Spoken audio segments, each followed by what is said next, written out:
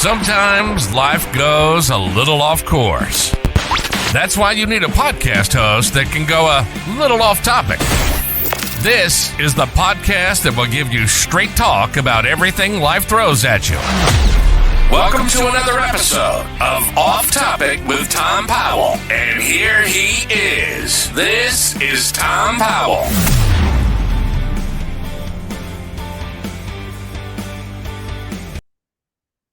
You just took the other half of your edible. I thought you said you didn't want to be sloppy. No, whatever.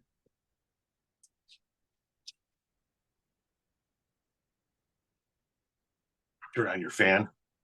Yeah. A little stuffy with the door closed. A little stuffy. Okay, so now we're just going to get interesting then rapidly. Why?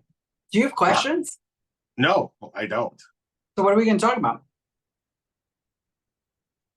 What are we going to talk about? We're going to, I would imagine, 25 years of marriage. All right. Did you just look at your watch?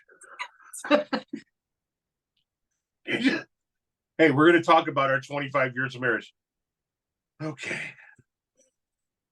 Got TikToks to watch, so let's make this quick. So let's tell the folks right off the bat what your thoughts were of me when we met 27 years ago, first and foremost. So that for anybody that's not familiar, and I think everybody that's going to be watching is familiar, we're celebrating our 25th wedding anniversary on May 7th, but we've been together for 27 years. And what I want to know is what were you going to ask?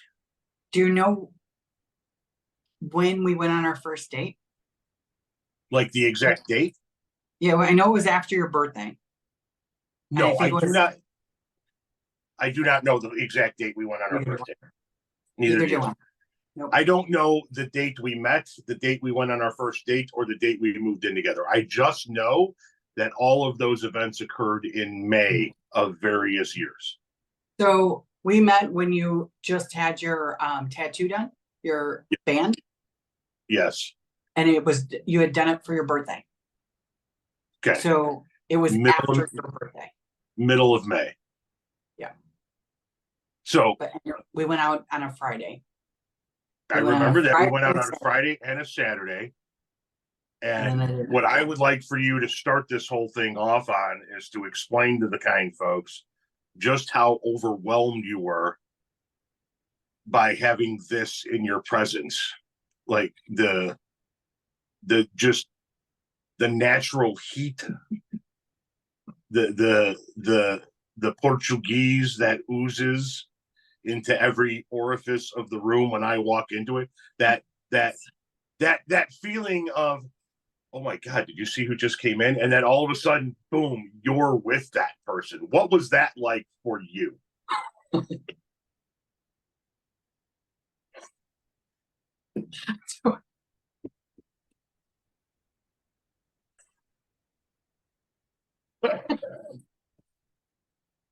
Oh, don't be shy. This is a safe space.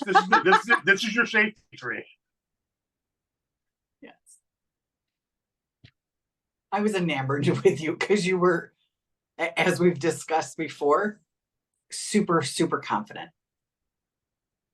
Your confidence has zero backing whatsoever. Okay, so all joking aside, zero backing whatsoever?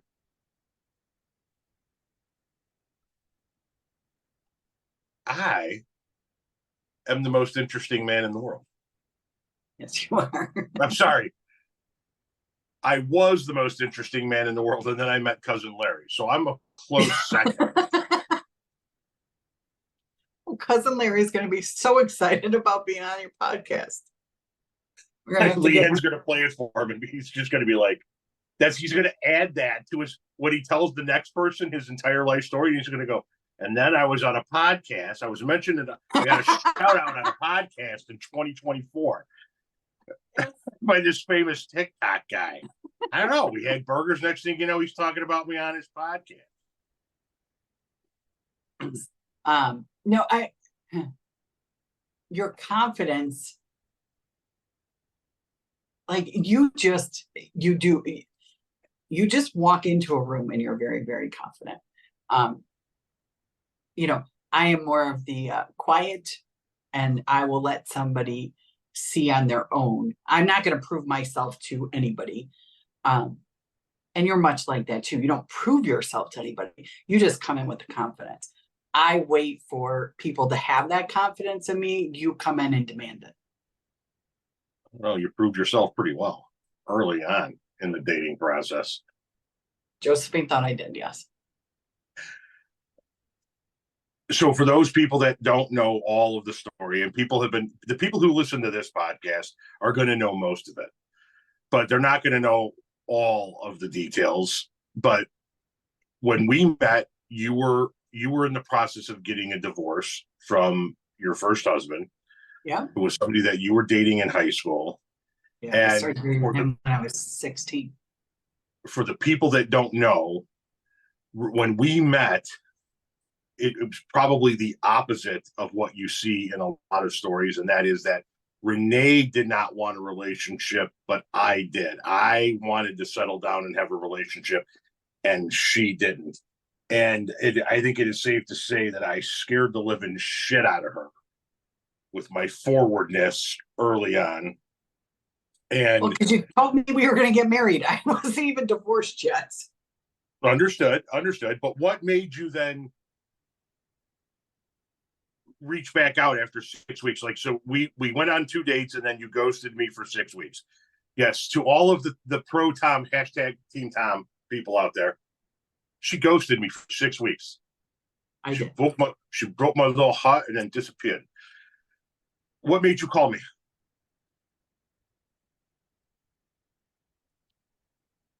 Well, partly it was a booty call.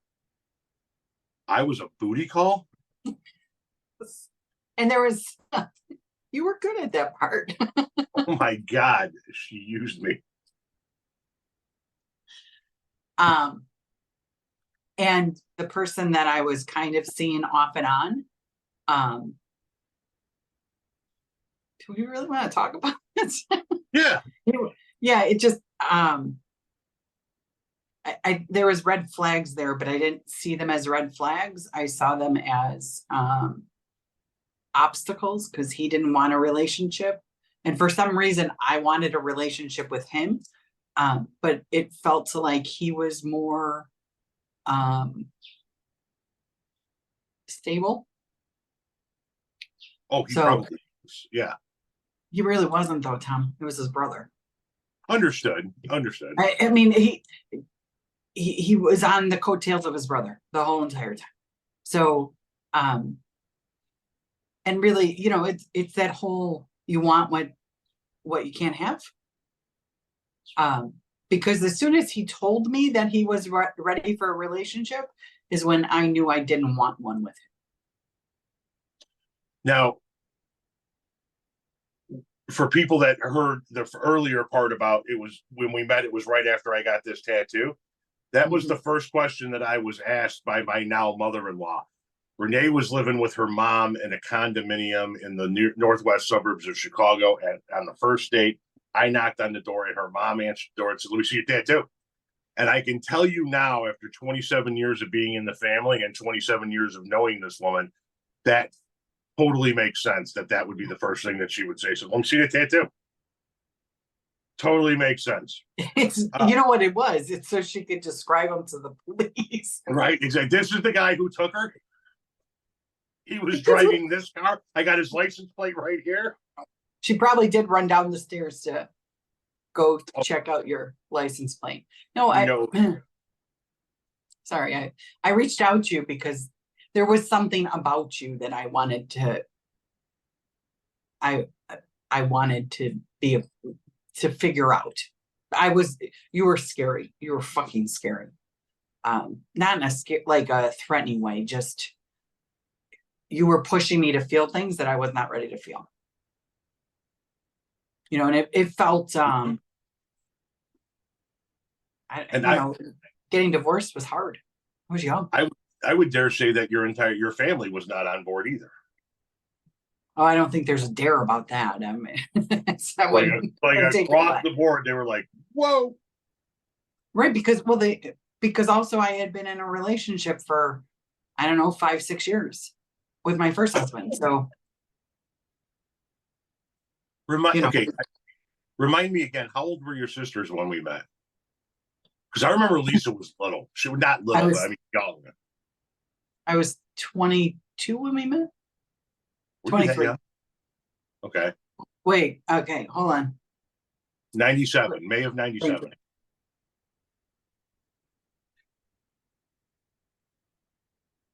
Yeah, I was 22. 22 gonna be 23. So Lisa was 14. Okay, Michelle was 19, gonna be 20. Jesus, we were all so young. I was 25. I just turned 25 when we met. Yeah, I know. 25. And Oh my and God. we're coming up on 25. 25 years of marriage. So 25 years of marriage. Let me just pull this up here real quick. 25 years of marriage. So just so that everybody is aware, I don't know if Renee has done this or not, but that is I have not done the 300.2 months, Okay. 300 months, 1,304.46 weeks, and 9,131.25 days. Fuck, are you not sick of me yet? 1,300 weeks. So does that mean we've spent 1,300 weekends together? Right? It would beg to, yeah. Or 1,304.46 weeks. So that means call it 1,304. Let's say we met on a weekend. So We did. 1,305 weekends. Well, did you do 25 years or 27? I did 25 years. Right. So it's actually more. Yeah, okay, it is more than that. This is how many But, years. I mean, many that first weeks year we've been married. was sketchy. Sketchy at best. Sketchy at best. But marriage, 25 years of marriage. So after a year of sketchy dating and a year of living together, we got married in the DuPage County Courthouse for, what was it, $15? Yeah. $15. I got a new suit. Did you get a new suit or did you have one? Shit, I don't remember. You had to have bought that. I cannot imagine another fucking reason for you to have a suit. There's no way I can imagine or there's no circumstance in which I could have imagined myself having a suit back then. I'm pretty sure since we moved in together that you've been going, here, this is what you should be wearing to this, including our wedding. So I'm betting that you bought that suit or took me to buy that suit or something of that nature. Because back then, 25 years old, I wouldn't have even known where to get a fucking suit. Yeah. Like I would have looked at you and went, "What do you get that at Penny's or what?" You can. I understand you can, but so I want to know honestly what you thought your life was going to be now on that day.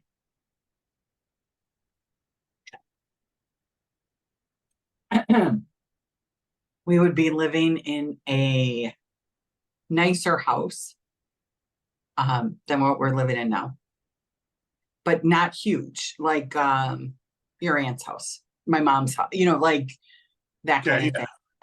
What? Yeah. Did you say hey now? No, I said yeah. No, yeah, that I agree. Okay. That you would have your own landscape company. That we would have 4 kids. And I would be a stay-at-home, do-nothing kind of mama. But you never wanted to be a stay-at-home, do-nothing kind of mama. Oh, no. I wanted to be a stay-at-home, do-nothing kind of mama once the kids were older. Right. So you wanted to wait until we got to the point where the kids were self-sustaining so you could be a stay-at-home mom. And so you sleep could in late. and Yeah, so you that's could look really at them, get the fuck out of my house. get a pool. I'll get a pool. You can have all your friends over here. I don't fucking care. Just don't make me get up before 10:30. And I for wanted those of air, you, and I wanted air conditioning. Those were my requirements. air conditioning. She grew up in a house without air conditioning. She wanted air conditioning. For those of you who don't know, we got married in a courthouse. I think I mentioned that earlier, and we did not have any intention on having any guests there. And that was going to be the plan until we told my parents, at which point in time my stepmother Josephine said, "Oh, hell's to the no. We're going to be there. You're not getting married without us there." And so then that turned into, well, then we have to invite your side. And so our guests were my father and stepmother, your mom, your two sisters, and Poppy. Mike was there? I was just going to ask, was your dad there? Yes, he was. I didn't know Mike was there. Yes, he was. Gotcha. Mom and Mike were dating. And as a matter of fact, Mike gave us a wedding gift, separate from my mom's. Right. And for those of you guys who don't know, Mike is Renee's stepfather, who has been married to Renee's mom since 2000. Did they get married the year after us, right? Yep. January of 2000. January. We got married in May of 99. They got married in January of 2000. That's the gentleman we refer to as Poppy. I'm sorry, I forgot that he was there. But we don't have like wedding pictures. We didn't have a photographer. We did have wedding pictures. A couple of wedding pictures, but not many. With it, like in the hallway next to the child support sign. It was all like we were. I mean, you could have put the height thing behind us because we were all like lined up against the wall. Now, I don't know. I'm sure she has told me, and I am sure that I forgot, ladies and gentlemen. I don't know where Renee went on her honeymoon with her first marriage, but I am quite sure it did not top the honeymoon that we had. We went to beautiful Linton, Indiana, and we stayed in the sprawling and spacious Park Inn Motel with day trips to 4 rooms. Okay. Tell everybody why we went through 4 hotel rooms on our honeymoon in Linton, Indiana. Because my husband, when he shits, uses a roll of toilet paper to wipe his precious ass. I'm just going to go out on a limb and put it out there and say that my ass should be insured for a large amount of money because it is a spectacular ass. You could crack walnuts on my ass. I may be nothing to look at. I may have a big old fucking gut, but I have a great ass. And it needs to be pampered. And I can't help it that the pipes at the Park Inn in Linton, Indiana cannot handle the needs of my spectacular ass. Here's my question to you. You asked me why I called you after our second date, 6 months later, or 6 weeks later, sorry. And you're asking me all these questions, but you're not telling me anything. You're not telling the people how you feel about these things. And I feel, do you have this list of questions somewhere? Nope. I normally have a list of questions. I have no questions for this. So are you going to answer any of the questions? You ask a question and I'll answer it. Okay. Go ahead. Ask. Anyway. Ask. No, go ahead and talk about your ass. Oh, I've spoken about my ass. I would show it, but for the record, his arms were far better than his ass. That was my favorite thing about him. That's no lie. That's no lie. No, okay, so how did I feel about you calling me after 6 weeks? Oh, I know you were pissed. What? You were pissed. You're like, fuck you, bitch. I was pissed off. You haven't called me in 6 weeks. Now you're going to call me and tell me, you want to get together? I was out. I was having a good time. I was actually at a place called Dirty Nelly's in Palatine when you called. And I was like, fuck you, I'm not leaving. You fucking come up here. And she came up there. Now, what is my thought process on that? I was looking to get into a relationship. I was looking to settle down. I was meeting people however I could meet people. And every fucking person I met literally was a fucking nut job. they were all fucking crazy, and you were the only one that seemed sane. And You seem all of them nice. wanted to have a relationship. What? They all wanted to have a relationship. Not all of them, but some of them did. Some of them just like, there was that one woman. There was a woman that just literally met her in a restaurant, like a Denny's or something, and literally said that she had like X number of kids by X number of guys, and she was just looking for another kid. And would I be interested in impregnating her? And like 3 years earlier, old girl would have been getting fucked on the table right there in the restaurant. But no, that wasn't me at that point in time. Not all of them wanted a relationship, but some of them wanted a relationship. And the ones that did want a relationship were nuttier than an outhouse at an acorn festival. And you seem normal. Seemed being the key for it. No, I'm just kidding. I don't think you are. So we have a tale in which the man wanted a relationship and the woman did not want a relationship. The man's family was like, yeah, settle down. And the woman's family was like, don't fucking call that guy again. He's fucking nuts. So everything ass backwards, everything upside down. Her family was like, stick with the other guy. We like him better. My family was like, don't fucking let her go because you're going to go right back into the shit you were doing before. It was only Dan, Josephine. Well. And Lisa. Or your sister, or your cousin. Lisa. My cousin Lisa, was a team Renee. Yeah, the rest of the family, they didn't really particularly either care for you. Really, I just mean your mom's side of the family. They didn't like me at all. Yeah, okay. So yeah, and for the record, my mom's side of the family, for the people that don't know, is they are fucking crazy. My mom's fucking crazy and it been in and out of my life.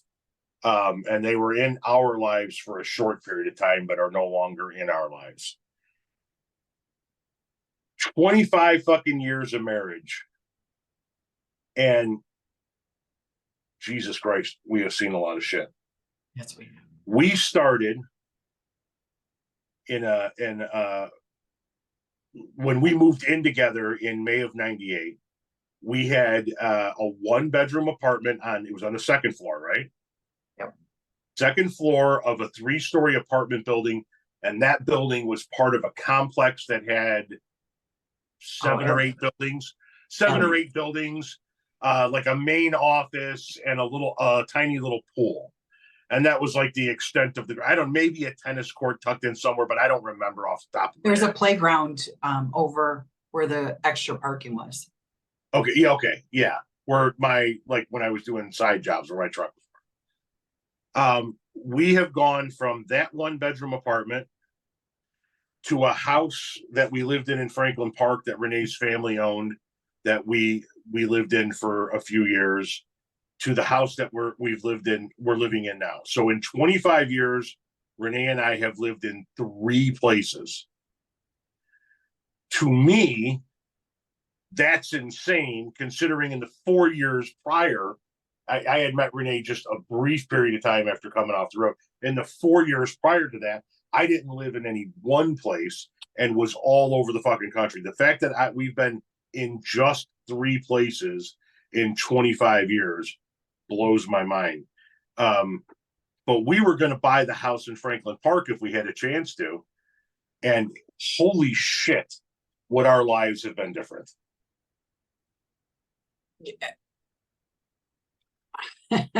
In so many levels. I would have.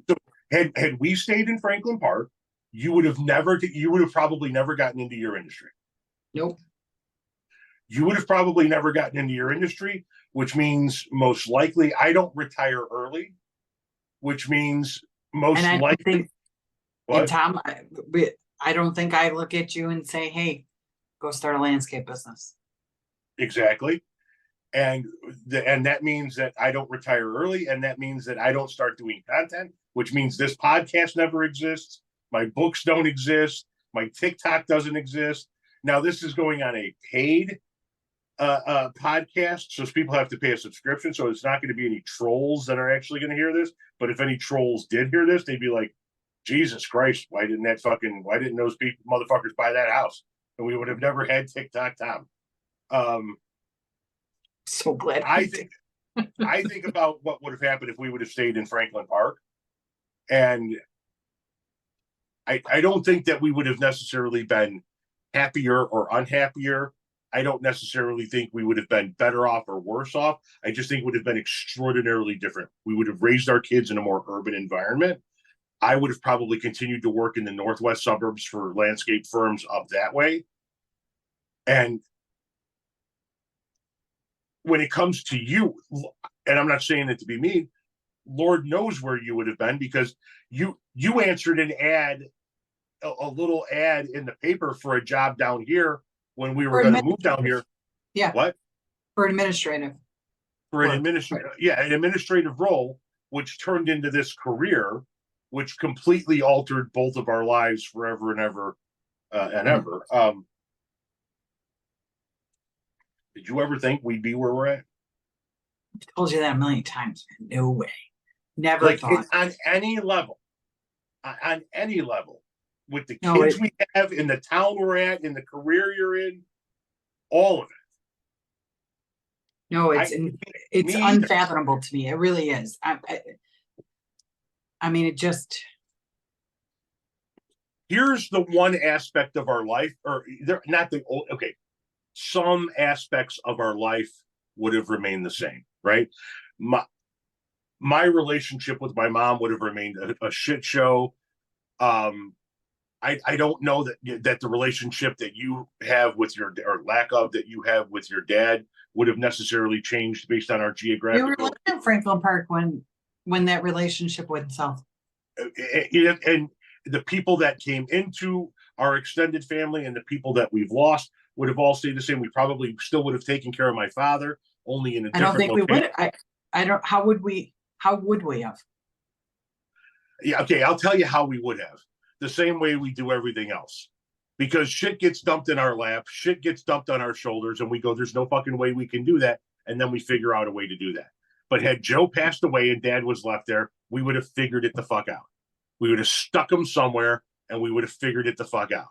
You remember that the shower was upstairs, right? I do remember that the shower was upstairs. And literally 60 amps going to the house. That's it. Yeah, I remember. Yeah, I remember. It was it was a very old house. It had a lot of fucking problems. It was built in 1892. So I mean, I think some of those things that would have had, like Joe passing away, that wouldn't have changed no matter where we were at, right? No, I mean, shit like that. Those kind of things that happened would have never changed. Your Michelle passing away probably would have never changed. Yeah, had we stayed in Franklin Park. So it's the personal shit. You and I would have been different people. Our kids would have been raised more rural, and maybe somebody like Lily, our daughter, urban, you mean? Urban, sorry. Yeah. And somebody like Lily, who was raised more rural, wouldn't have craved the urban life as much, and she would have been raised urban and would have been like, all right, I'm going to fucking Iowa because I need to get the fuck away from the city. But they would have, and they would have just been raised with cousins and cousins' kids.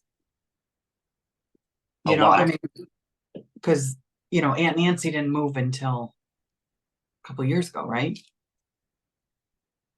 Correct. Yes. So, like stuff like that. It just.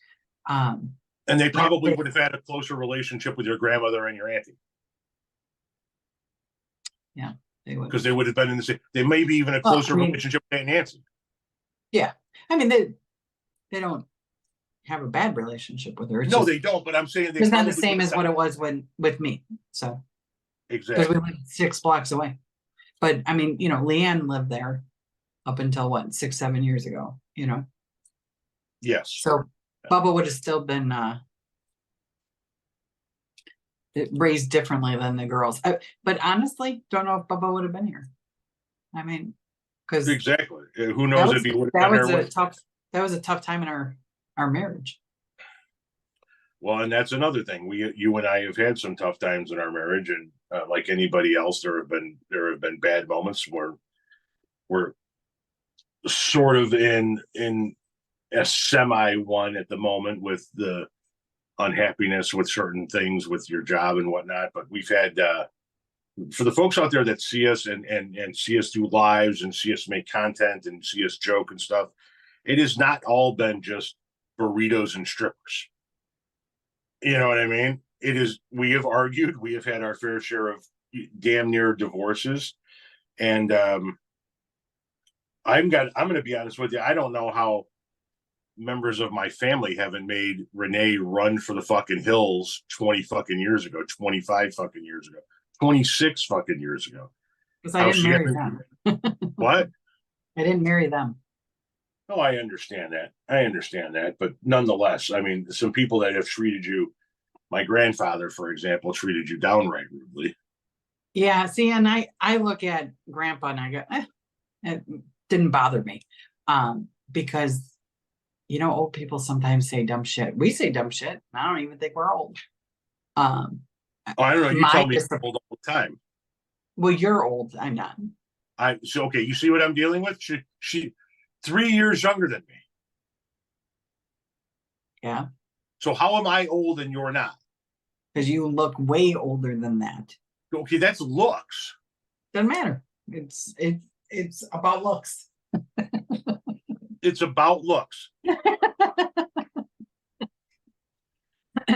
No, it didn't ever bother me what grandpa said. I mean, grandma never was like, oh, I think you're wonderful, Renee. Grandma was, she didn't say nice shit about Maggie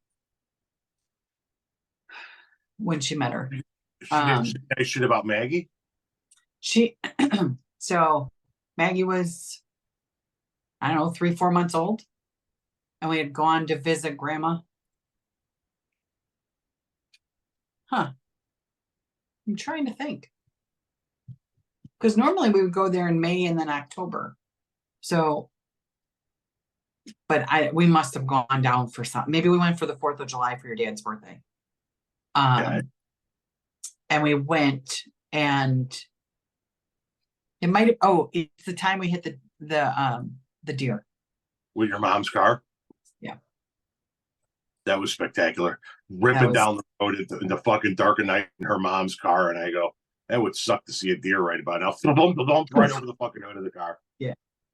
Anyways, what was I saying? We were talking about grandpa. Right? Grandma. Maggie. Yeah, grandma said, well, don't leave this child out in the rain. Her nose is, and I was like, really? Oh, yeah. Yeah. But it happens all the time with people from that area. They have no filter, none whatsoever. That is true. That is true. I have never seen, and listen, my family has no issues commenting on your looks, your appearance, your whatever else. But I think they kind of draw it at the weight line, not your family. No, they don't. Or friends. Or friends. We were, and every time it happens, I think to myself, well, you're just uglier than you were the last time I saw you, and you have no control over that. So this is true. This is true. But no, I think that and I don't know if we should even go here. The people that bothered me the most that didn't like me was your mom's family. That bothered me the most because you wanted so much to be part of them. Yeah. You just wanted to be accepted by them. And it took me a long time to realize, I'm gonna cry, that it wasn't me. They're just assholes. Sorry. Yeah. It just hurt me for you. That's all.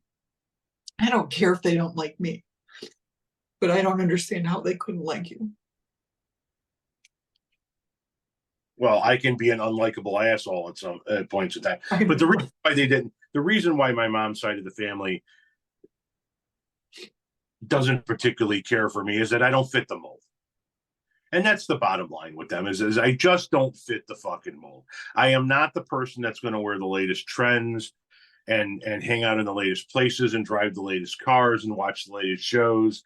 And I'm not, I don't look the way they want you to look. I don't act the way they want you to act. And so I don't fit the mold. And if you don't fit the mold over there, if you are outlandish, if you are brazen, if you are outside the norm, then it's too much. And, you throw in there the piss poor relationship I had with my mother, and it became a relationship of convenience. And yeah, I always wanted to fit in with my mom's side of the family, and it felt like there were times where it came and it went, but looking back on it, it felt like it was the times when it came. It always felt like it was forced, canned. That there wasn't a whole lot of reality to it. Well, no, because it was very surface. I remember that first Christmas, that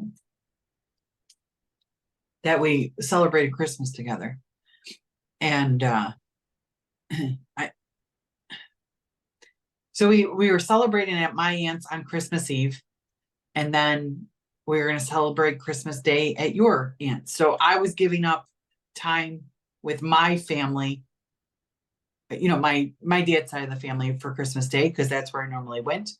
And it was a sacrifice I was willing to make, because obviously that's what happens, right?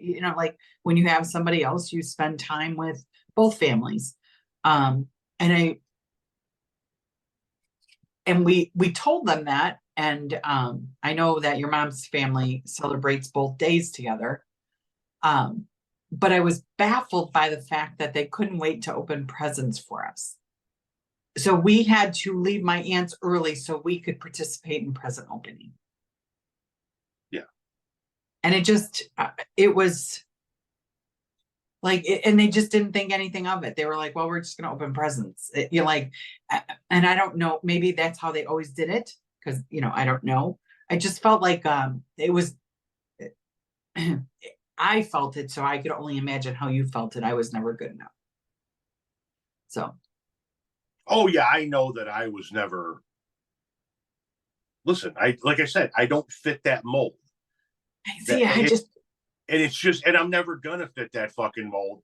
And now that I'm gonna be 52 in a few days, and there have been years that have passed since I've been part of that family, that side of the family, and I've had time to think about it and look back on it. I don't want to fit them. If I have to fit the fucking mold in order for me to be part of your family, even though I am your family, then I don't want to be part of your family. Well, I can understand somebody not fitting the mold if they're just I know we're not going to say who it is, but my uncle that does not live here and you won't speak to, he doesn't fit the mold. But so I could understand there are times and places. The problem is it's just a materialistic mold, and I guess that's what pisses me off, is like if you were just a bad human being and they didn't want to speak to you, that would be one thing. But if it's just because you didn't have the materialistic shit, because there's a part of me that wants to go, I know I'm making more than some of the people's. I guarantee fucking to you that what you're making right now, you made more than either my aunt or uncle did individually in their career. And my aunt made a lot of fucking money and was a big reason why they were as comfortable as they were, and they got to drive nice cars and go on nice vacations and have the latest stuff. And yeah, I know you do. And it is, and she always had it as a point of pride, and I can understand that pride, because her and I came from nothing, and so she worked very hard to get to where she was. She did, and I don't begrudge her at all. And she started like you did. She started, I believe, and I don't want to as the receptionist. She started out typing. Yeah, and listen, I don't begrudge her that. My uncle the same way. What? My uncle the same way, and the two of them together. Yeah.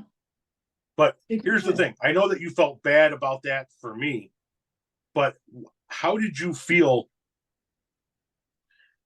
when it came to what mom did to the kids. For those of you who don't know, I'm going to explain this before she explains how she feels. I had an off and on relationship with my mother that was more off than it ever was on. We were constantly at odds with one another for years and years and years, going all the way back into my wee youth. And when Renee and I got married and started a family, Renee's mom was working in the same place as my mom. And I did not have a relationship with my mom at that point in time, but Renee's mom would have pictures of the girls on her desk, and my mom would go by her mom's desk and have an opportunity to see and maybe hear a story, see pictures and hear a story. And then my grandfather on my father's side passed away, and I reached out to. Renee fucked it up. You missed that part. Well, no, because I'm still a grown man and can make my own decisions. And I reached out to my mom to say, hey, let my brother know, because I didn't have a relationship with my brother because he was always siding with my Renee. mom. And my mom at that point in time asked if she could have a relationship with her grandkids. And I said yes. And we made an attempt to reconcile. And for the first little bit of period of time, we would either see her or talk to her about once every month to month and a half. And then my brother had his first kid. His wife had their first kid. And then that went from every month, month and a half to every 2 to 3 months. And then my brother had his second kid. And then that went from every 1.5 to 2 months to every, 3 to 4 months. And then we had Tommy, Renee had Tommy, and my mother made it out to visit us. Was it a month?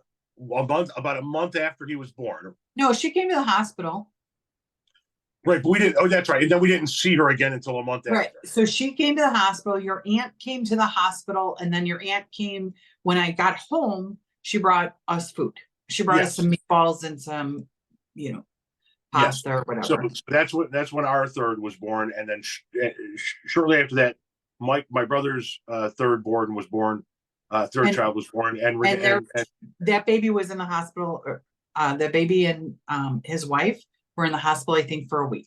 She had a lot of Mike's wife. I don't want to say her name just because it's not fair to drag her name in here. Mike's wife was she had some medical issues, and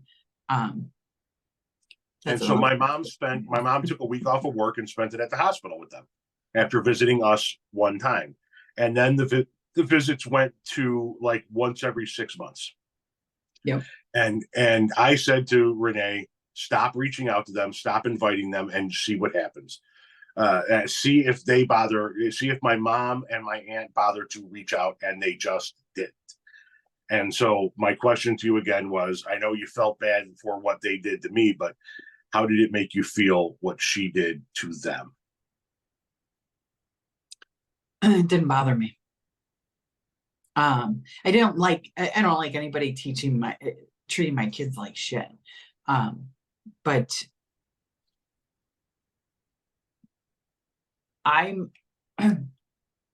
you don't get to be, you get to be in our kids' lives to start with because you have a title. You have an aunt, you have an uncle, you have a grandmother, grandfather, whatever the case may be. You stay in their lives by earning that. So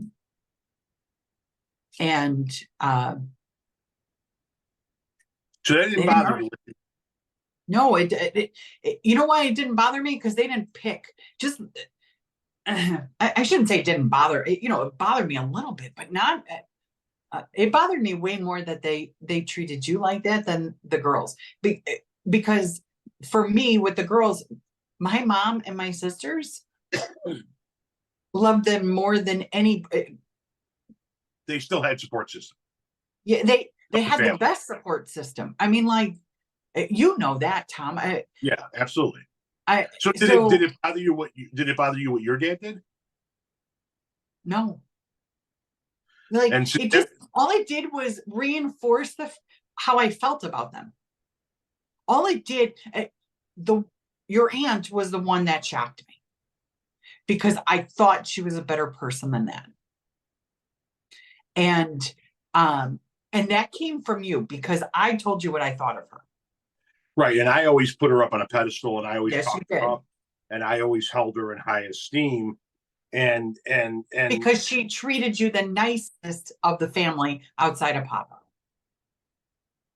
Right? yes. And the fucked up part about it is that she bought you love. Sorry. She treated me the nicest of that group of people, but it's like, is that really a fucking benchmark? You had the softest bite of all the fucking animals that bit me. Right. Tom, I told you what happened to me as a kid. I told you what she was doing.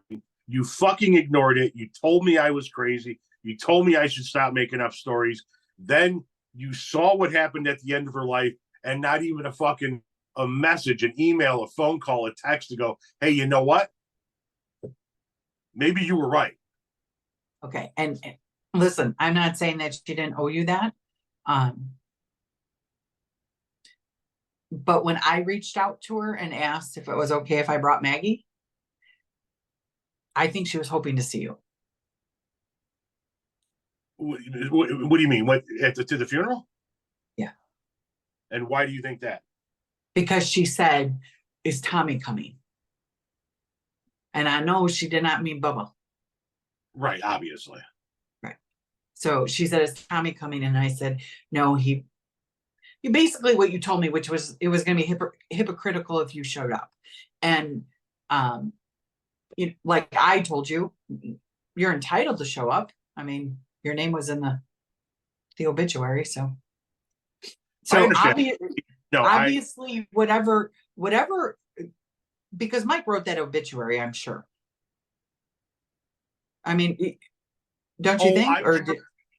I'm sure that Mike and Rita wrote that obituary together. Did you almost say Renee? No, Rita and Rita. Mike and Rita wrote that. So here's the deal. Mike, being her son, handled most of that shit, but Rita, being what she was to Mom, was there, I guarantee you, every step of the way. For sure. Including writing that obituary. And whether that was Mike's idea or whether that was Aunt Rita leaning over and going, you need to include your brother in that obituary. Either way, it doesn't matter to me. And see, that's the thing is, like, you didn't mind.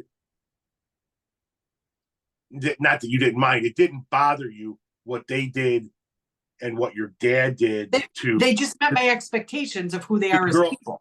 And it bugged the living shit out of me. It bothered the living shit out of me. And like people like my mom, like she doesn't deserve the satisfaction of me attending her funeral. There are certain people that they don't fucking deserve. And not that I'm anybody special, but they don't deserve the time it would take out of my day to go and attend their funeral. And the people that I put into that column are people like my mom. And, maybe it changes someday, but your dad. And I'm not saying that if at the time your dad passed, if you looked at me and said, I know everything that happened was shit, but I think I want to go to his funeral, I would fucking go to his funeral with you. Because I would not make you go. I would not make you go do that alone. But if which is what I did for your mom. I could not let Maggie go by herself. What? I didn't want you to go. I understand, but I couldn't let Maggie go by herself. Right. And so for the people that are listening, our oldest Maggie wanted to go, even though my mom had essentially cut her off and treated her like shit. Well, they had just started talking again. Because remember, I was trying to warn Maggie that it ain't fucking real. And then my mom died and she wanted to go, and Renee wanted to make sure that she went because Renee didn't want to be the person that was responsible for telling Maggie, no, you couldn't go. And I was fine owning that title. Those are some of the things that Renee and I have had different. What? Maggie also sees that they were not there for her after Rita and Mike said they would be there for her. Yeah, well, yeah, and that's So it was Maggie has a lot of people tell her they were going to be there for her that wound up not being there. I mean, how old was she when your dad told her, I'm going to call you in a couple of weeks and we'll make arrangements to get together? 6. 6 years old. She's going to be 23 this month. Yep. Still waiting on that. She's not waiting, but she still hasn't gotten that goddamn phone call. And that, do what you want to me. I'm like, when she came and went out of my life as an adult, my mother, I was like, I'm used to that. Right. You've been doing that to me since I was fucking 8 years old. But when she did it to my kids, it was like, fuck you, cunt, burn in fucking hell. And that's why I would never, in a million fucking years, go to her goddamn funeral. And I got to be honest with you, not that I'm going to be invited, but if I got a phone call today from one of my cousins, and it would be Mary, it wouldn't be Joey, saying Aunt Rita died, and would you like to come to the funeral? Here's when the funeral is. Here's when the arrangements are. Basically, putting it out there that you're welcome to come. I don't know that I would go. And for the people that don't know what you don't know, because you see what you see online on things like TikTok, I hold a grudge extraordinarily long. Renee, would you like to explain to the fine folks about your husband's grudges? No, I don't. I think everybody, I can just promise you that, I mean, he remembers shit and you're like, holy shit, he just holds on to it. And I guess the old saying, I can forgive, but I don't forget. Like, he hasn't forgiven anybody, but he sure the fuck isn't going to forget it. And that comes out of my childhood. For sure. Tom, there's a lot of things that come out of your childhood. Yeah. I mean, no, I'm talking about hatred for certain employers. I'm talking about just hatred for certain family members. Yeah. Bottom line, Renee alluded to an uncle that she has earlier, and we're not going to say his name, but like, he did stuff, said stuff that in my world, she's heard me say this. If the motherfucker showed up on my front porch at 2:00 in the morning tonight, I knock his fucking teeth down his throat and tell him to get the fuck off my property. I don't give a fuck what you need. I don't give a fuck what you want. Now, here's the fucked up part.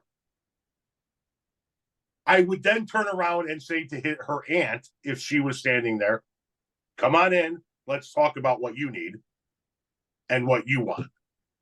But I wouldn't let her. You would only do that because of me. Literally, only because of you.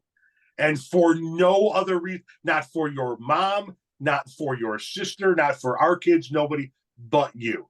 But if the two of them were standing there, I would only let one of them in the fucking house. I would never let that man in my home again.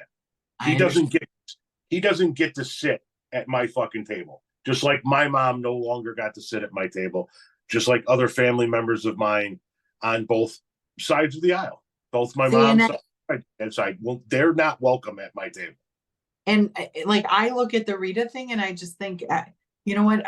I'm a good person. Like, you could, and that's the bitch. It's not like she doesn't like my politics or anything else. It's just, I'm a good person. Tommy's a good person, meaning you. And I don't know. You can't look past that. But here, I'm also going to go on the record and say that when we started talking to your mom and Rita, Mary was the only one that would talk to us. Mary's the only one to have a shred of some decency to her, and what she was so immersed, obviously, in that family, but also so detached because she was born so much later that she still doesn't even know all the fucking stories. She still doesn't even, like, when I told her about Uncle Butchie shooting cops on her own mother's front yard, she was like, I've never heard that fucking story, which blows my fucking mind because that's what happens On my mother's side of the family, ladies and gentlemen, if something goes wrong, they just turn a fucking blind eye to it. It's like my wife got a job working for for my mom's side of the family. Just fucking ignore it; it'll go away. And that's what they do. They just fucking ignored it and it went away. And unfortunately, before we move on to happier times in our marriage, that's what they did with my mom. They saw signs of shit with my mom. They heard people like me ringing the alarm bells with my mom, and they just fucking ignored it because we don't talk about that shit. And if we ignore it, it'll go away. And it's not real. We don't have somebody in the family with mental illness. We don't have somebody in the family that's in need of help. And they ignored it for too goddamn long. Well, So I don't have any room to talk on that. So no, different scenarios, I believe. I truly believe so. I truly believe so.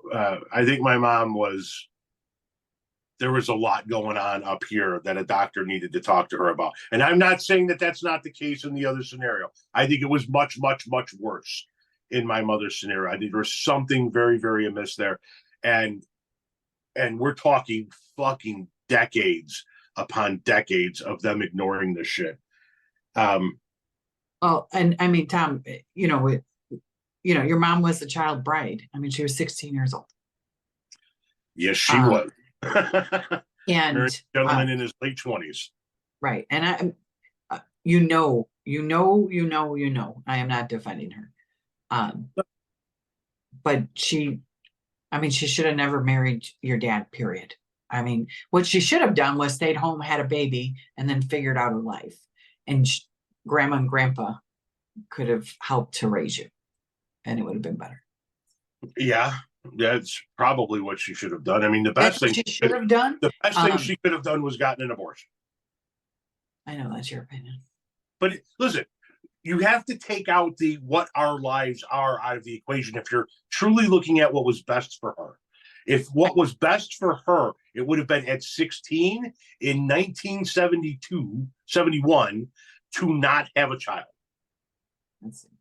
I agree. Or she should have just gone to an unwed mother's. I mean, she was Catholic, so have the baby and been done. But whatever. I mean, it is what it is. That's not me saying that I shouldn't have ever existed. I should have never been born by any stretch of the imagination. It's what she should have done. I know. I know that there's young women that are having children, and they're able to not be shitty parents with the help of their parents or family or whatever. So absolutely, she wasn't one of those people. It's specific to her, with her mental illness and her state and all state of mind and all of that stuff. Having said that, should we have had kids when we did? No. Nope. We were completely unprepared to have kids, while also oddly enough completely prepared to have kids, because we were like, we want to do this. This isn't a surprise. This isn't something that crept up on us. This isn't something like we're going along enjoying our life, and all of a sudden, boom, pregnancy. We were actively trying to get pregnant. We wanted to have a family, while also simultaneously being grossly underprepared. Dude, I'm 40. I'm going to be 49 years old this year. I'm still not prepared to be a mom. Did you just call me dude? Yeah, I did. I'm not a dude. Yeah, you are. You're my dude. I am the dude. No, just kidding. We really went sideways. I don't ever want you to tell me again how I can't tell a story. This is not telling a story. This is jumping around our life. I know that you would never trade our kids for anything, but knowing what you know now, would you have waited? If you could get in a time capsule and go back to when you and I got married and pull yourself aside and go, hey, listen, this is what's going to happen. This is how it's all going to break up. Would you have waited to have kids? No, I just wish I could have been a better mom. That's all. And I mean, my mom and I talked a million times about it. And my mom said, oh, no, you're such a better mom than I was. But my mom didn't have any fucking help. Like, you mean like from your dad? Well, No offense, I didn't have help from you either. No, I didn't. So I did no, much. I don't, so when you compare, sorry, I got my putty. But when you compare my mom having 3 kids and me having 2, and who helped, Aunt Dar was like Michelle, Aunt Dar and Aunt Nancy were like Michelle and Lisa, I mean, because my Aunt Nancy watched me growing up when my mom was working until Michelle was born, I think. But anyways, I mean, Leanne potty trained me. So, that's my cousin. Anyways, what was it? Would I? No. You said you wish you would have been a better mom. She didn't have any help. So, but I had my mom. I had Joe, and I had Kathy. I had the babysitter who was like a third grandmother to Magnolia. Like, that kid was not unloved. I mean, I loved her obviously, but she was a struggle. But my mom and Joe and Kathy, you know what I'm saying? Like, but so I look at my mom having, my 2 aunts, but I had my 2 sisters, and it's different when it's your sister versus, your sister-in-law. And, her sister-in-law was 9 years older than her. You know what I'm saying? Like, Yeah. they're just in a different spot in their lives, period. So, it just, I don't know. I think I would still have the kids. It's just, I think it was easier for me to do those things. And my mom has these, I didn't get the gene, honey, and I'm so very sorry. And my mother, I'm sure, is disgusted by it. I do not clean like my mother does. So my mother was like constantly worried about that. And I'm like, hey, I have a really good book on my Kindle. So fuck it. I'm not going to clean. I put myself. And I do clean like my mother did. Which is not at all, really. No, that's not true. You're no, I mean, but like I don't have a problem. I don't like do I want the marks on the walls where the cats rub against them every day and cause those little black marks? Of course not. But am I like, do I want to stop my day and fucking clean that spot? No, because it doesn't bother me that goddamn much. And that's where I am. Like, I know that my mother comes over here and she wants to wash fucking walls and baseboards and, all of the shit. Just like my stepmother, Joe. And, yeah, just like your dad. I mean. Yeah. Which is odd because that's the way Dad lived when I was a kid. Yeah. And I want to be clean. Like, we're not dirt. Like, okay, so it's not cluttered. Yeah. Oh, yeah. I don't think it's clutter though. I think like we're shitty at dusting. Yeah, so that's my people can walk into my house. Yeah. And sit down and have a meal and use the bathroom and all that good stuff. But there might be a tumbleweed of cat hair go past them. The end table's not going to hurt. There's going to be a dog print on the fucking door. Or the floor needs to be washed. Because my floor always needs to be washed. Always, forever. Jeez. Oh. You know what? Next house, we're getting fucking tile. We're going to tile it up like 3 feet up onto the wall. Like you do in the bathroom. But we're going to do it through the whole fucking house. And then we're going to put a drain in the center of each room. Just fucking Powell shit. Sure. If my edible's kicking in, so I'm going to have some more ideas. Just watch. If Maggie was a twin, do you think Lily's ever born? No. Now, Maggie was a twin, correct? Yes, she was. Can you explain that to folks? Yeah, so Maggie was a twin, and we had had fertility treatment. So Maggie was a Clomid baby. We just thankfully just a pill just to kind of get things jumping and moving. And I had two or three follicles, and one was like 17 millimeters and one was 19, and then the other one was like 12. So they were pretty sure that the third one wasn't going to do anything, but so they gave me the shot, and then they sent us off to have the sex. And the sex. The sex. I said that for you, honey. And then obviously both eggs got fertilized, so we had 2 sacs, but only one of them ever developed. So I don't know that she was an identical twin. It would have just been fraternal twins. And so it had that actually developed, and Maggie's a twin. You don't think that we ever try to have Lily? No. We would have been so fucking broke, Tom. That ain't no lie. I mean, the daycare at that time. So when I first had Maggie, I was still working at the Headhunters. So I was making really good money. And then 9/11 happened and nobody was hiring anybody. And so I took a huge pay cut, remember? Yes. We could barely afford to pay for Kathy, for Max. Yep. And then even when we had Lily, it was because I got a $18,000 pay increase. What were you and I making combined when we moved in? Into our apartment? Yeah. When we got married.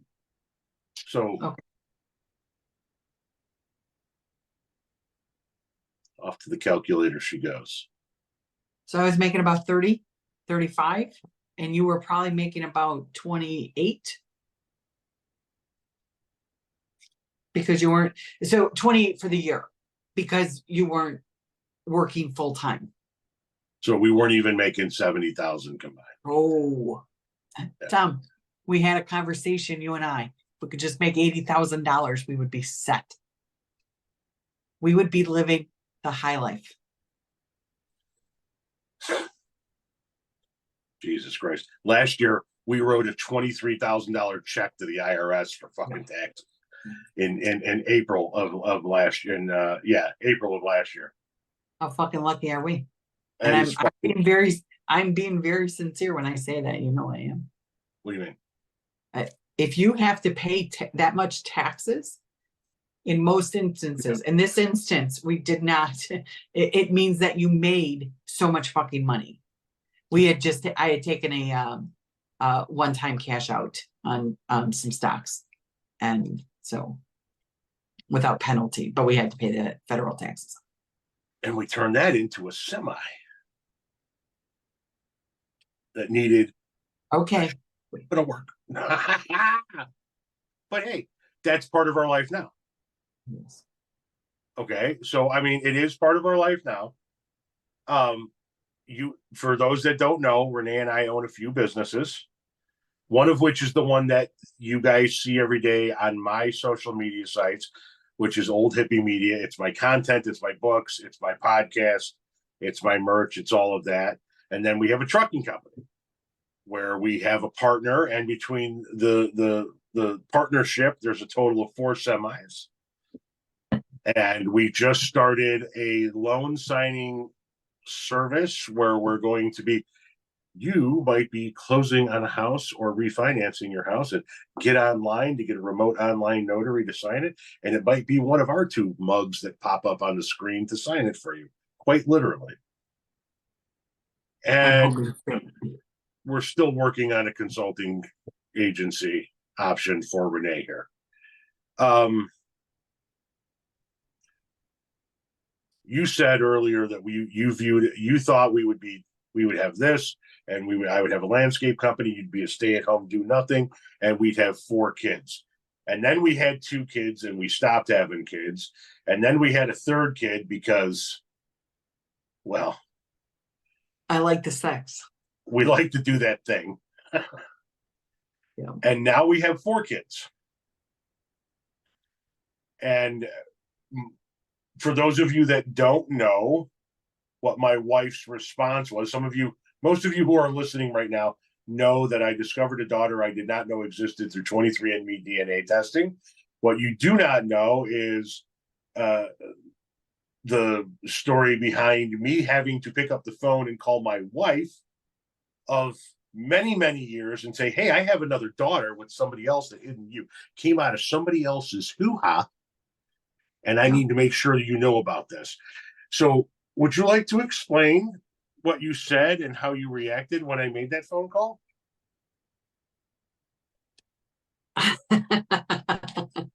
Well, first,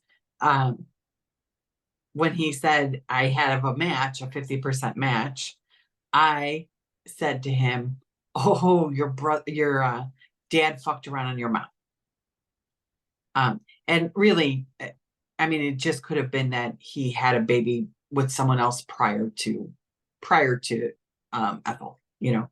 Yeah, because he was already in his late 20s. Yeah, so I am sure. Unfortunately, I can't even ask him that she was not his first time. I'm quite sure of that as well, and I would literally bet this house that, you know, at some I'll Joe, bet this house that I have siblings that I've never met. Well, I mean, I guess you can find out, but I mean, Josephine, we know he dated her before. Yep. Yeah. So anyhow, I forgot what the question was. Call call to you about the fourth kid. Got it. Sorry. That's the edible, folks. That's the edible. Strap in. It's going to get ugly from here on out. Sorry. This is now a roller coaster ride with nobody on the handle brake. Are you done making fun of me? Yeah, I'm done. Anyways, and then and he said, no, it's a daughter of mine. And I said, oh, how old is this daughter? And then he said 31, I think she was at the time. I believe so, yes. And I said, excellent. What are you going to do now? And he said, nothing. And I went, okay. And so I said, I will call you, or I'll talk to you when I get home. And then I called my sister and I was like, it's got baby girl. Anyways, it was really more, I just want to make sure that she was not a byproduct of my husband fucking around. Because I think that there are plenty of women out there that don't know if their husband had fucked around or not. And that is not how I would like to find out personally. I thought you were about ready to say there were plenty of women out there that would like to fuck around with my husband, but I think your DMs also show that that's the case. My DMs? You don't get DMs from women on TikTok flirting with you? Because sometimes they flirt in your comments like I'm fucking blind. No, the message requests that I get are one of three varieties. Here's a video you should watch from somebody on either side of the political aisle. Yeah, well, it's surely never mine. I watch your videos all the time, goddammit. No, you don't. So it's watch this video.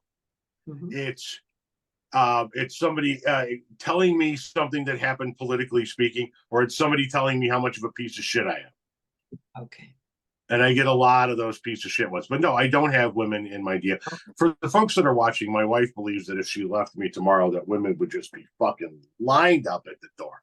Just be like, no, it's my turn to suck his dick. No, that's not gonna happen. I don't know. Like all of a sudden, at age 52, if my wife walked out the front door today, this would be getting more ass than a toilet seat.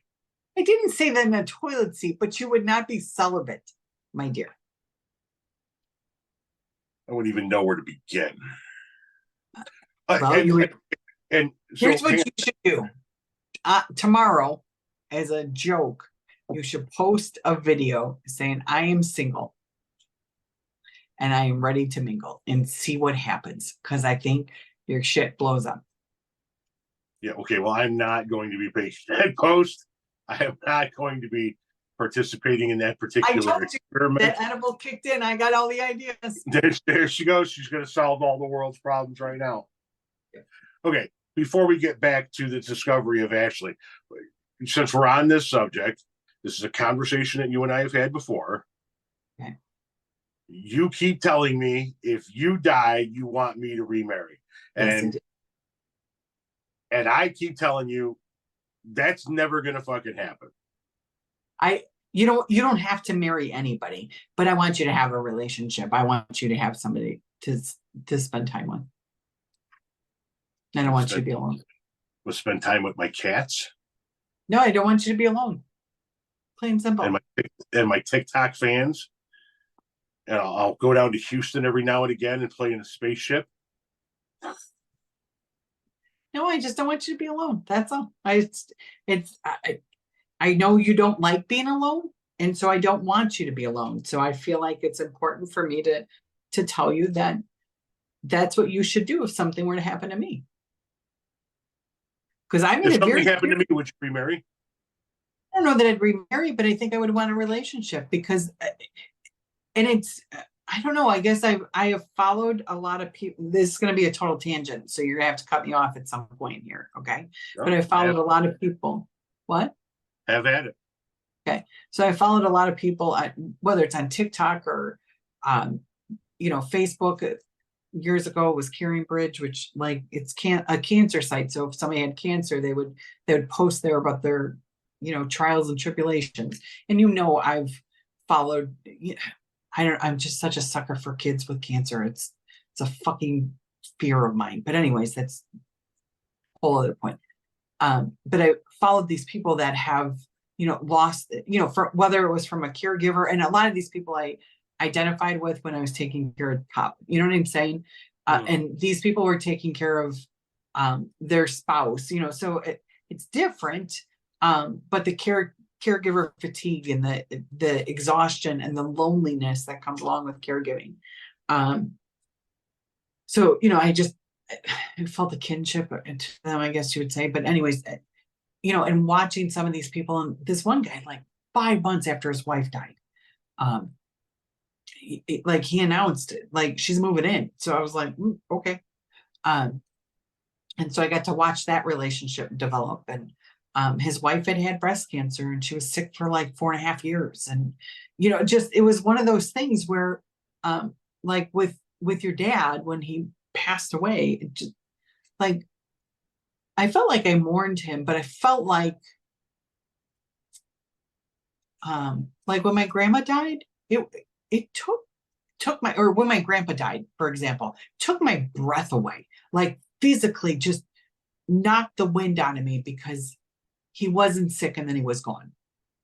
Mm-hmm. But when you have I don't want to say the opportunity, but it's so when somebody dies like that, like my grandpa did, or even Grandma Violet, within 3 days or something, it is horrible for the person that is left here. And it's the best thing for the person that passed, because it's just done. But, somebody that dies of, let's say, cancer or some sort of long-term illness, the people that are left,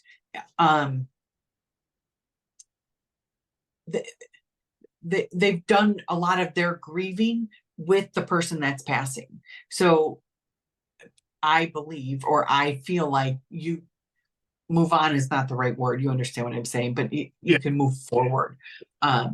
So I don't even.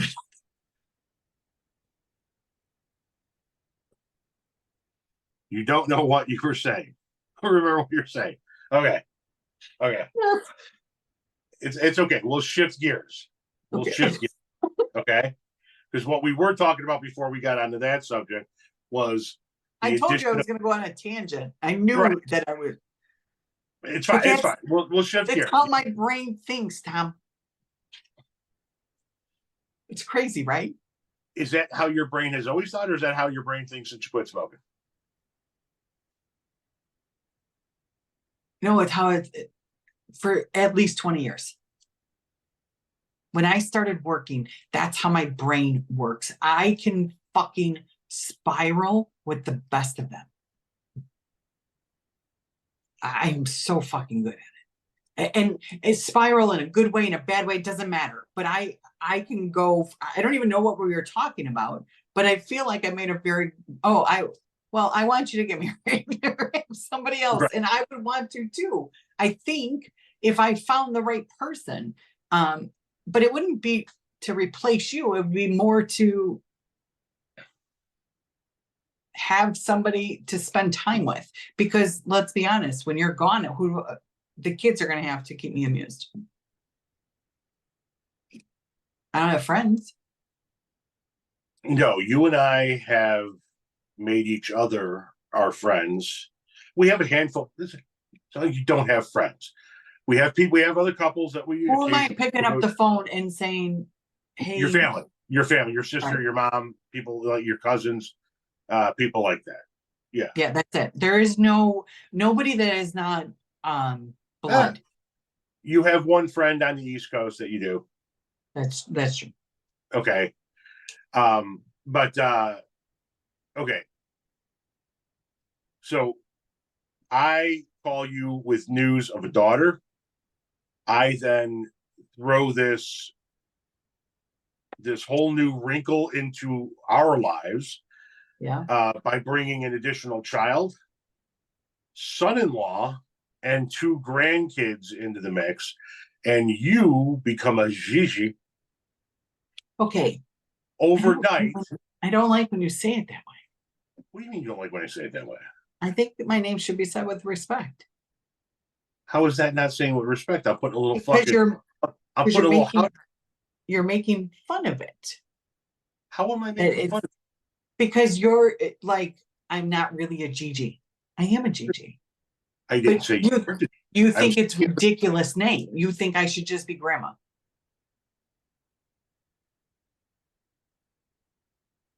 Yeah, in my world, you would be grandma. Right. And that doesn't mean I think it's a ridiculous name. Yeah. Okay, here's the deal. I like it better than Nani. I like it better than Mimo. Yeah, I couldn't do Mima. I like it better than Mammy. Yeah, grandma and grandpa, how I always saw it. But here's the other thing, and this is the point of what I was trying to get at before you tried to pull me into one of your edible induced rants.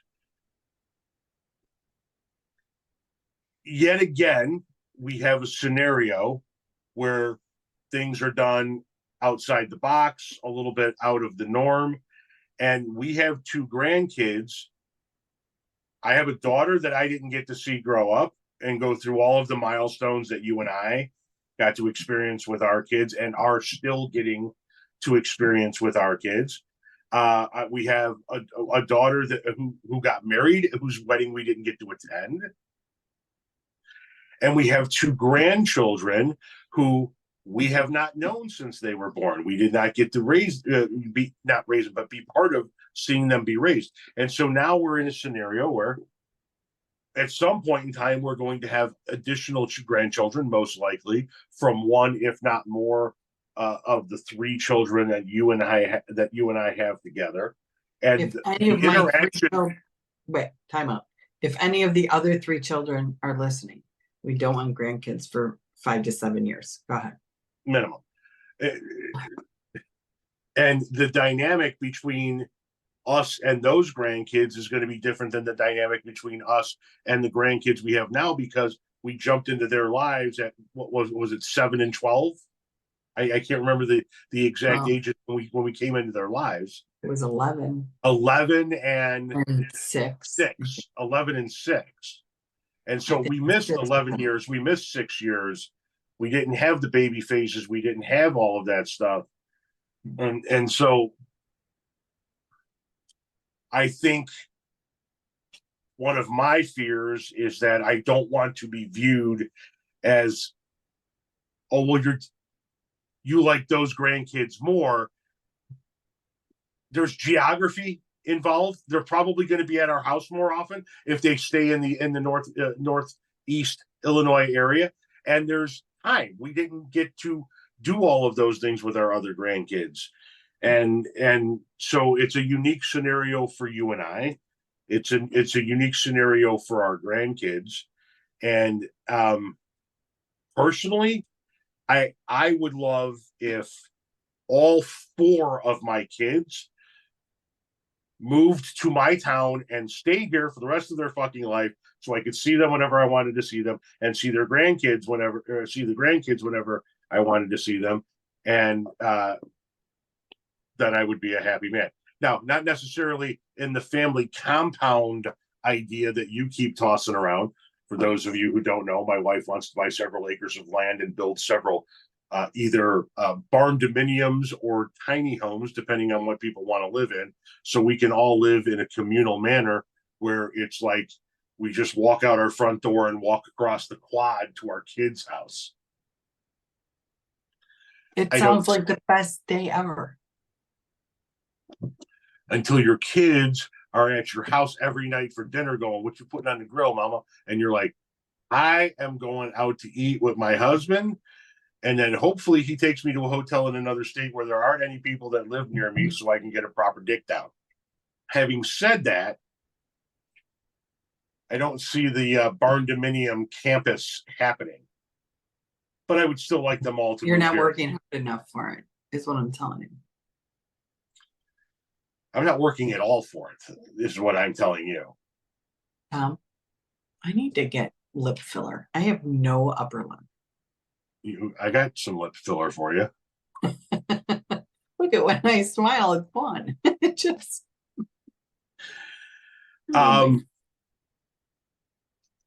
One of the things that you and I have started to experience, which we did not have a chance to experience, I shouldn't say that as being entirely true, but something that we didn't have a chance to experience, as most people don't, through most of our lives, was each other getting sick.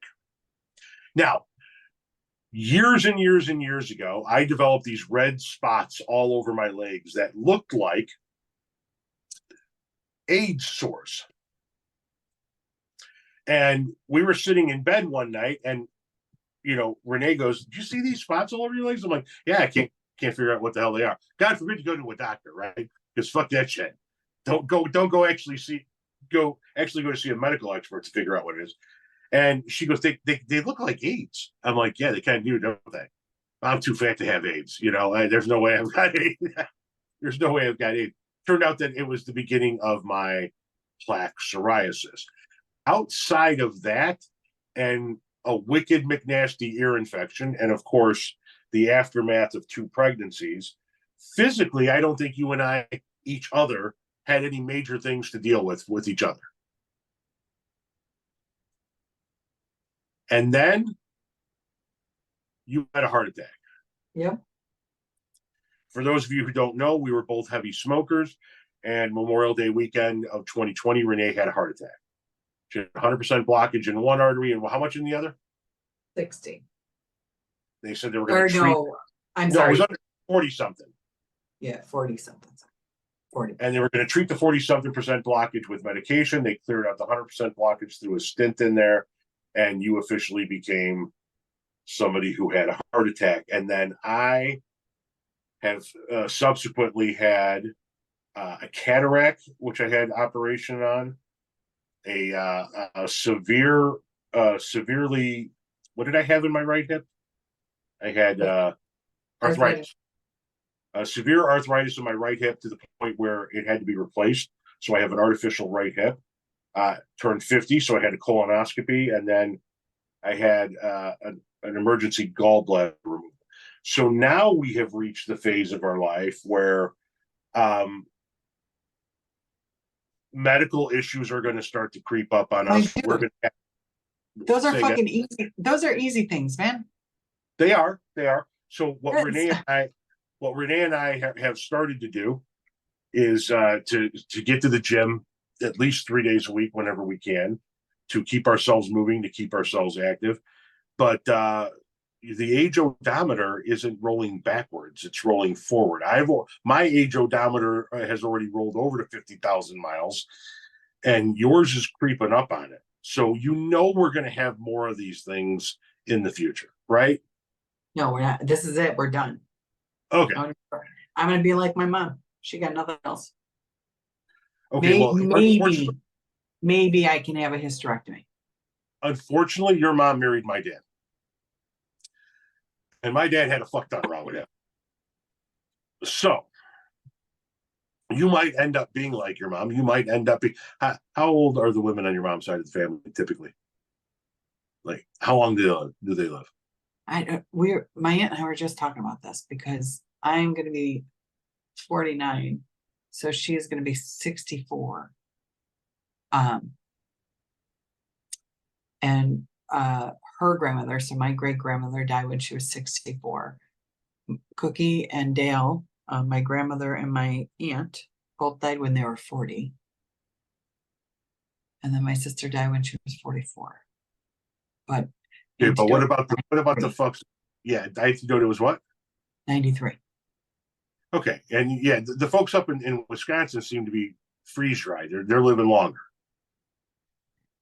Whereas the men on my side, I've had a couple drop dead of a heart attack at 50. Otherwise, they generally and one that had my uncle Jake, who had a whole bunch wrong with him, that died in his 40s. Otherwise, it's 70s or 80s. So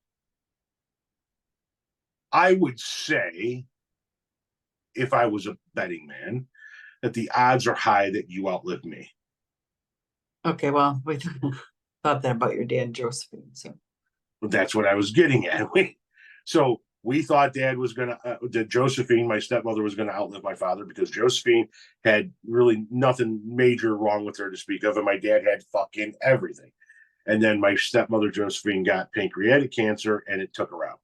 And my dad lived 4 more years with all of his shit. Having said that, you've had something major, you've survived it. Not saying that something major may or may not come down the road, but chances are you do outlive me. You understand that, right? all right.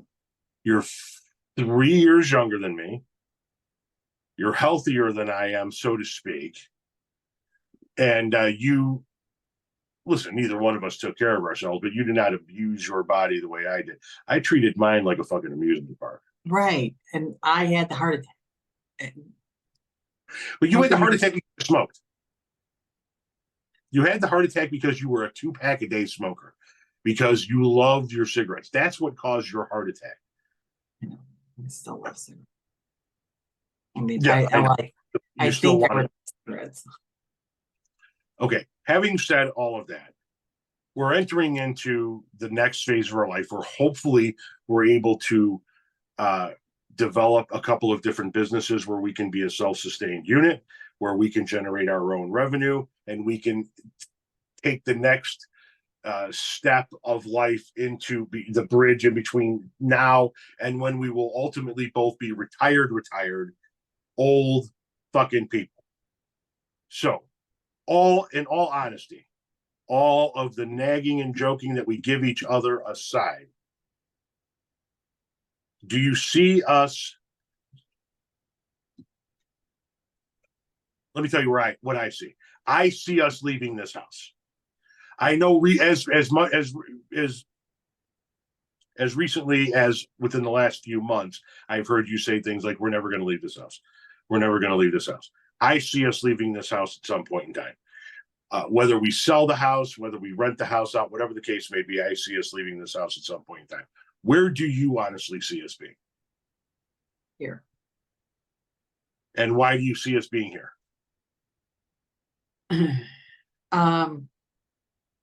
Because we're going to have to change, with the businesses, we're going to have to change expectations. And my expectations were, they just would cost a lot more money than what we would be able to earn. But we're giving up. I am giving up, I think, more material things for more time. More material things for more time. Explain that. So I won't be working as much. So Okay. I won't make as much. Okay. So I have to cut back. And when I say cut back, it's not like I'm we have such a doable mortgage and taxes. You know what I'm saying? On the house. So, and the thought of doing that for another 30 years, and probably doubling what we pay. At least. Just because the cost of what I really want, like what I could look at and go, yeah, this is the right house for us. You don't want to settle. Ah, that circle completed itself, didn't it? No, but it's my point is, if I'm going to move and take on a new mortgage at 52, like I want it to be that it's just so worthwhile to make that sacrifice. You know what I'm saying? Uh-huh. So now, if we were talking about a $20,000 mortgage or $30,000 mortgage, I would feel differently about it. Okay. But I don't think, even if we sold the house for 300,000, which God help anybody that buys this house for $300,000. But the one that we would want to buy is something ridiculous, like probably 650, 700,000. Yes. Now, were you serious about barn dominiums? Like actually serious, or kind of like, they're kind of cute, but I'm going to really bust his balls and tell him that I want one? If it meant us being able to do what I want to do, which is have this huge, all of these bedrooms where I can host all of the kids and we can have dinner, and it doesn't matter if we just have 3 kids over for dinner or if we have 17 with grandkids and spouses and boyfriends and all of the things. I mean, I would love to have Sunday dinners. I just that was some of the best time we ever had with Joe. You know what I'm saying? Mm-hmm. And the kids had with Josephine, and I mean, there's just something about breaking bread. And listen, Joe was feeding, she was doubling, she was feeding 4 instead of 2 basically, or 4.5. So I don't know. So back to what you're asking, I would only want the barn dominium if it really gave me what I wanted it to give me. Because that's like you and I, there's just some things like the house would be an example. I don't necessarily care what it looks like on the outside if it gives me on the inside what I need. Okay. So, and I like, my sister used to be like, oh, that jacket's ugly. Okay, but it keeps me warm, so I don't fucking care. Like, I don't care about that. But I do care about the inside of the house. You understand? Like, I know what I'm talking about. Like, I it's do. a big deal for me to not have matching towels in the bathroom. Like, it's a really big deal. But the fucking siding could be falling off the outside, and I'd be like, whatever. Because to me, I see the inside all the time. So that's where I want it to be comfy and cozy and what I need it to be. The outside, whatever, I pull up, I'm going to look at it and be like, fuck, I hate that. I'll change the color. We'll put landscaping, whatever the case may be. Oh, yeah. Just make that happen. Whatever, man. You were married to a fucking landscaper. You know how much fucking landscaping, how expensive it is? I know. Which is why I think we have to do the barn dominium so we could landscape the outside. What was the worst part of 25 years?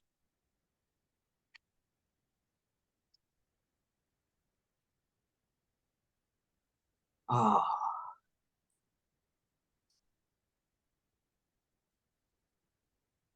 I don't know.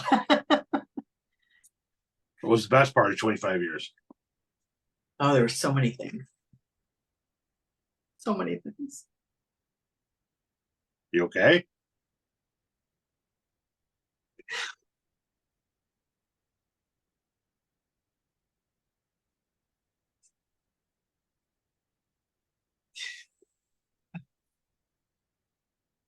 You have made me laugh a billion times.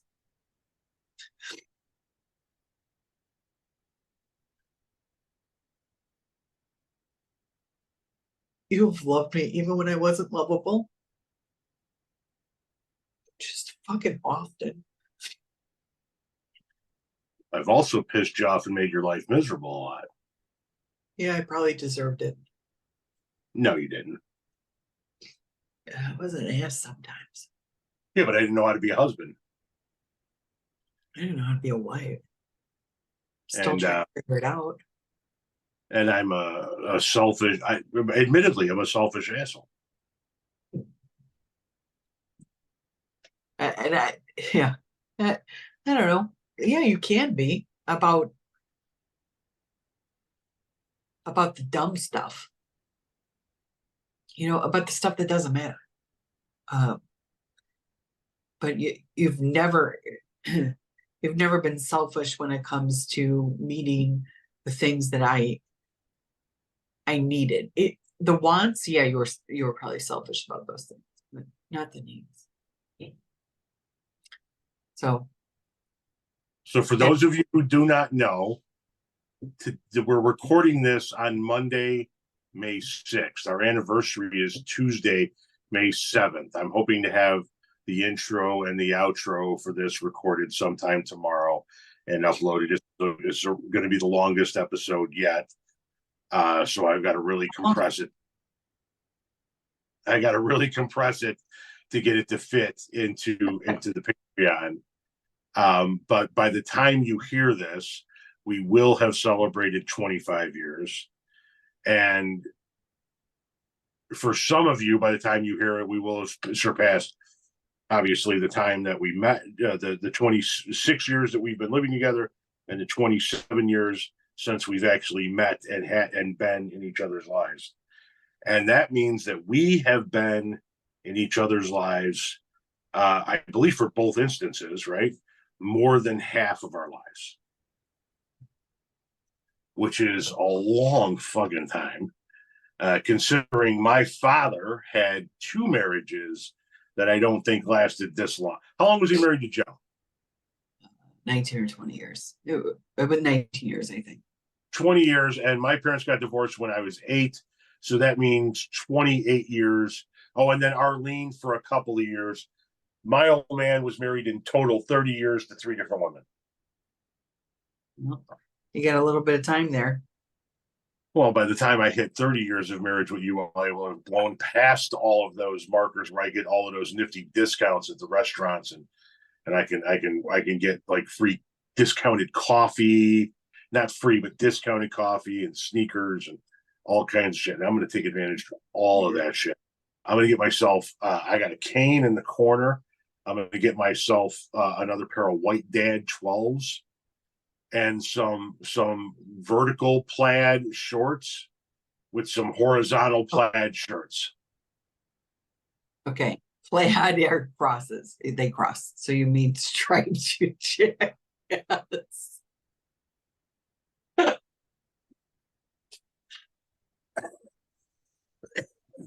Okay. I think that we have not even scratched the surface of 25 years of marriage, but if we decided to go on and continue talking, it would last another 12 and a half hours. We'd probably yell at each other 17 different times, but it is already 10 minutes after 7 in the PM. You haven't had a chance to eat yet. I haven't had a chance to eat yet. We haven't done that thing. Where are we going for our anniversary tomorrow? Okay, so this is an excellent question for you to bring up, because now it's going to be recorded. It's going to be preserved for all time. Where would you like to go?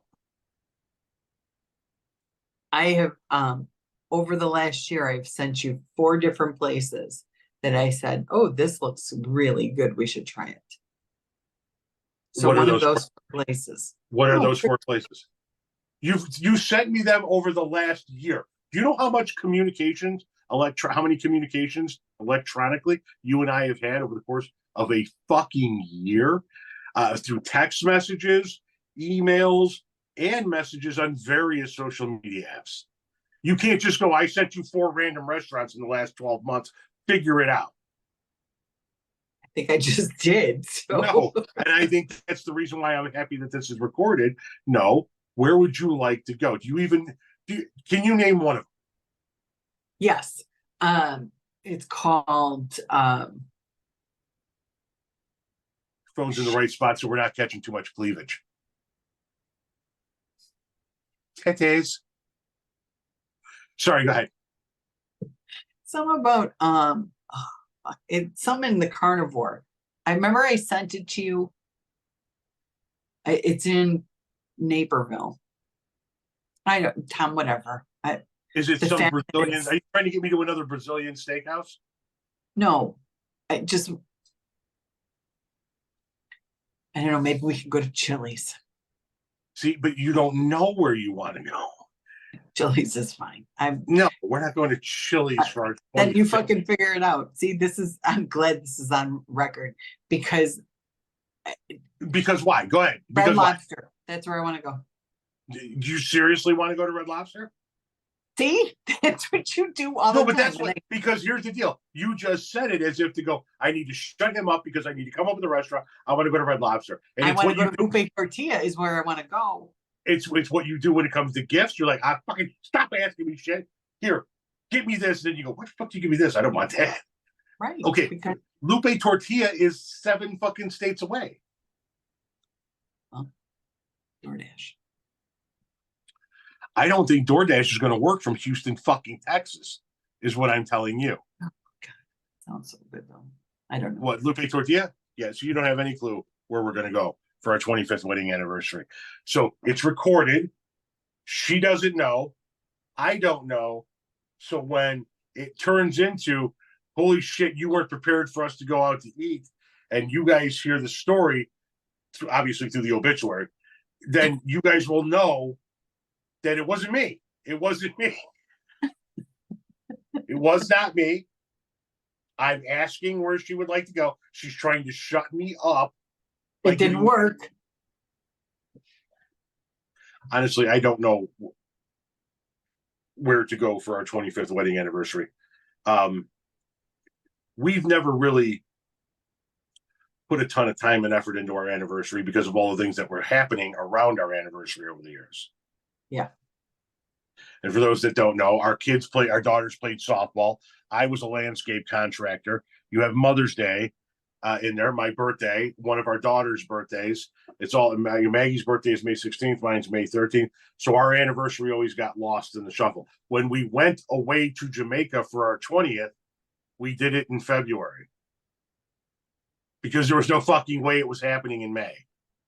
It just wasn't going to happen. No, the fact that we actually went away this last weekend was pretty impressive. That's the first time we've been, well, maybe the occasional Indiana trip in May. But we Always have Mother's Day weekend, yeah.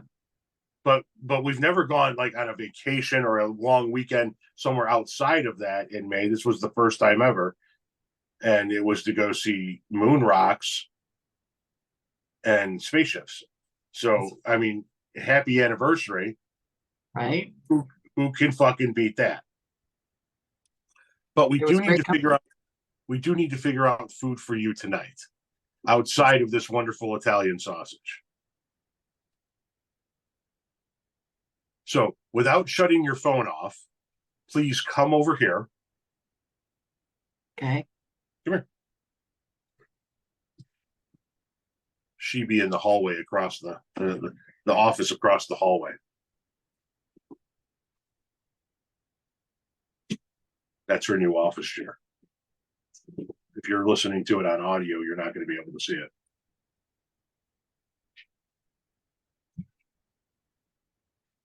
Happy almost anniversary. I love you very much. Thank you for not showing your cleavage to all the fine folks. Everybody look here. Hold those up. Hold those up. Do you need help holding those up? No, okay. I love you. All right. We are going to say goodbye. We are going to end this. Well, I'm going to go over there and shut off. Okay. All right. I know, buddy. There comes Edward, one of the cats. And so that was the 25th wedding anniversary episode of Off Topic with Tom Powell.